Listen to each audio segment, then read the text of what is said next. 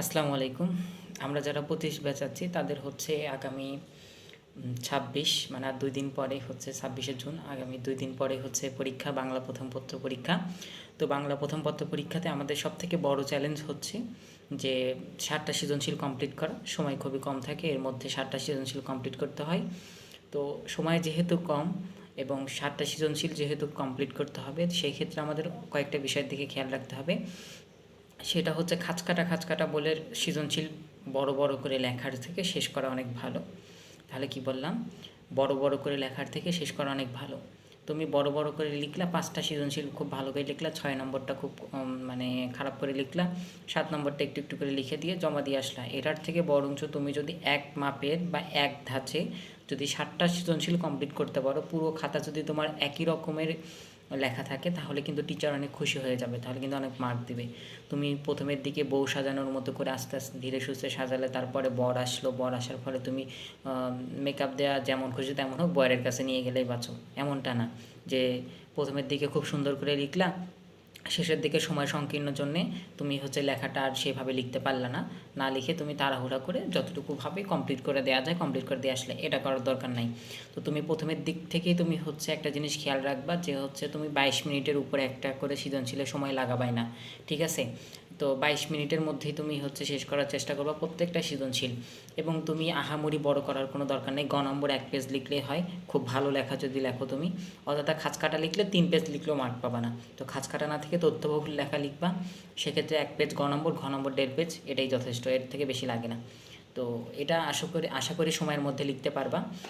আর লেখার ক্ষেত্রে খুব বিষয় সৃজনশীলের ক্ষেত্রে খেয়াল রাখতে হবে, আমাদের উদ্দীপকে কিন্তু মানে যে উদ্দীপকটা বলছে এবং বইয়ের যে দিকটা মিলে যায় বা গল্প কবিতার সাথে, এই দিকটা কিন্তু উল্লেখ করে দিতে হবে।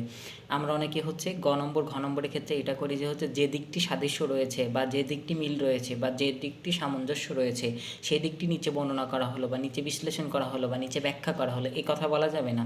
তুমি প্রথমে এই 2 লাইনের ভিতর উত্তরটা লিখে দিতে হবে যে কোন দিকটি মিল রয়েছে। যেরকম তুমি বলতে পারো যে হচ্ছে সোনার তরী কবিতার যেরকম হচ্ছে কর্মের দিকটি, যে কবি হচ্ছে তার জীবন তিনি ঠিকই চলে গেছে কিন্তু তার কর্মটা যেরকম বেঁচে আছে, তো কর্মের দিকটি যখন মিল পাবে তো কর্ম, বা যার মানবিকতার দিক থেকে মিল পাবে তখন মানবিকতা উল্লেখ করতে হবে।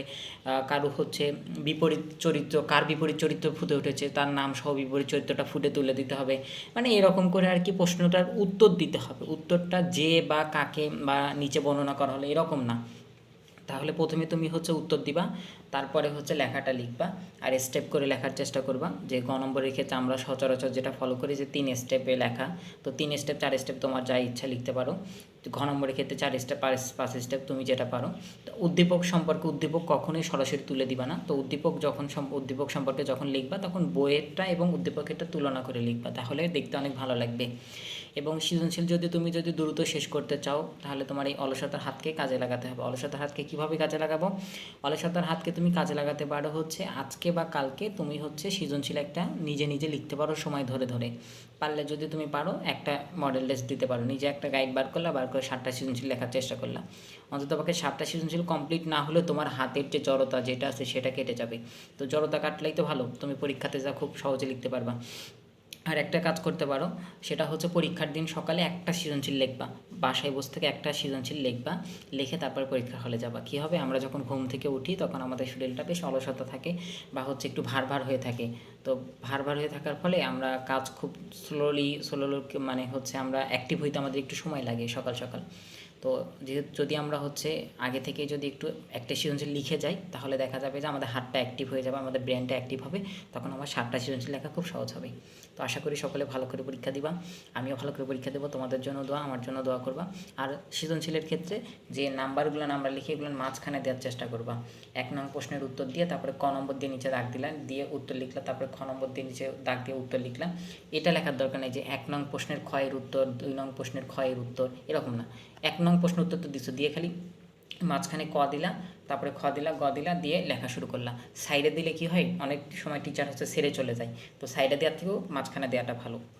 সাইডে দিলে যে হবে না এমনটা না, অনেক সময় টিচার ছেড়ে চলে যায়, ওই জন্য বললাম যে মাঝখানে দেওয়াটা ভালো। তো ভালো থাকো সকলে।